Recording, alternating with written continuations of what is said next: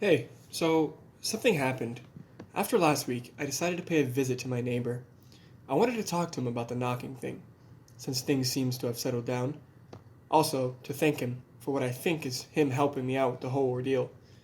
Anyways, that's how I found myself outside his door at 10 a.m., 5 days after the knocking stopped, with a small box of mangoes in hand. I wanted to clear off any bad blood between us. I knocked on the door a couple times, then waited. No response. I knocked again, harder this time. Excuse me, hello? Still no response. At this point, I just assumed he was still asleep. Like I said, lockdown schedule really be fucking with us all. I got ready to leave, thinking I'll just come back in the evening or something. Before I could step away, though, a loud scream came from inside his room. Go away! Go away! Fuck off! Leave me alone! Of course, I was startled. He sounded really pissed off, so I just yelled back, Sorry, and scurried back to my room. I guess I caught him at a bad time. Maybe it was really rude of me to go over so early, or maybe he knew it was me and was still mad about what happened before. Regardless, it was quite clear to me that I probably shouldn't have bothered him for a while. I could try again next week or something. With that mindset, I just went about my business as usual for the next few days. I've been trying to keep my schedule more normalized, up in the day and sleeping at night, just in case something came bothering me again. Like the wise man in the comments said, can't know if there's ghosts or demons trying to get me if I'm asleep. Plus, if anything did happen in the day, I know other people would be around to help. Everything was normal, good even. But yesterday, something happened. I woke up in the morning as usual, but not to my alarm.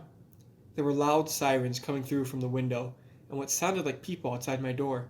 Thinking there was a fire or something similar, I quickly jumped out of bed, put on my mask, and headed out the door. The first thing that hit me was the waft of unbearable stench. It smelled like something has been rotting for days. It was so pungent that it still got me reeling back even with my mask on. The second thing was my neighbor. I haven't mentioned this before because I didn't think it was relevant, but he's a fit man in his early 30s, very much the kind of guy who works out on the regular and watches what he eats. But right then, as he was being carted off on a stretcher by the paramedics, he looked more corpse than human. Now I know why people use the phrase skin and bones. He was literally just that, barely a person at all. His limbs looked like fragile sticks, with his head lolled to one side facing me. I could see that his eyeballs were sunken deep into his sockets, reminding me of what I saw at the door last week. What's going on? I asked the policeman at my door. He glanced at me and just told me to go back inside. The rest of the onlookers were also shooed back into their homes. There was nothing else I could do. I went back inside, tried to calm down, and go about my day as usual. But I just couldn't get the image of my neighbor, what was essentially just his bones on the stretcher, out of my mind. What the hell happened? Is he dead? That's all I thought about for the rest of the day. When night came, I couldn't even sleep. The whole thing's got me paranoid again, and my mind was in overdrive. I can't help but think that what happened to my neighbor had something to do with me, or more precisely, the thing. I mean, it makes sense, doesn't it? The thing stopped bothering me the day after my neighbor yelled and went outside. Did that thing make him like that? Is it my fault?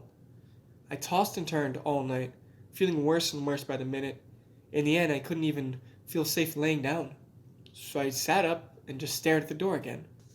It's like I was back to last week, full of dread and anxiety. The clock kept ticking, and I kept watching, just squirming and staring, waiting and waiting until daybreak. At 7 a.m., when it got bright enough, I went down to the security guard again, hoping he might know what happened. I'm not sure if it was good luck that he did know. Turns out my neighbor's been starving himself for almost 5 days inside his house. It was just pure luck that the cops managed to get to him in time. His brother had asked for a checkup since he hasn't been answering his phone and hasn't been showing up for work. Why the hell was he starving himself? No one knows but him. It wasn't like there wasn't any food in his home. There was something set on the table when the cops went inside to check. Presumably the last thing he ate, but apparently it was so rotted they couldn't tell what it was. That's what the fucked up smell was. Now, here comes the part that brings me here today. The guard told me that he found something strange, and he wanted to show me, and motioned for me to come into his office. He still remembered me from when I asked him about the delivery men coming in. I followed him, and he showed me the security footage of our floor from last week. The first video is from last Monday, the 21st, 3 a.m. I remember. This was the second day of me not getting any knocks on my door. In the bizarre video, my neighbor had flung his door open, seemingly quite pissed. However, after that, he just stood by the doorframe. It looked as if he was talking to somebody in front of him, despite there being nobody. He was gesturing angrily, shaking his head and hands like he was saying no. It was reminiscent of the Elisa Lam security footage. Just downright unsettling. After a few minutes of that, he seemed to stop abruptly, pick up something from the bottom of the screen, then he turned around, back into his house, and shut the door behind him. I paled. The footage over the next 2 nights just showed similar footage of my neighbor angrily flinging the door open, looking around, and going back inside, always at or close to 3 a.m. On the fourth day, though, I saw myself with my box of mangoes waiting outside his door. This was the day he screamed at me to go away. My worst fear is being confirmed right before my eyes. Got him instead of me. I just know you guys might think it's just me overthinking, but how else would you explain it? It could have been me on the fucking stretcher. It could have been me starving to death in my fucking house. The only reason the thing left me alone was because it got someone else. After seeing that, I just rushed back to my room as quickly as I could. I've got to leave this place. I'm not fucking sticking around until whatever the fuck it was comes back to get me.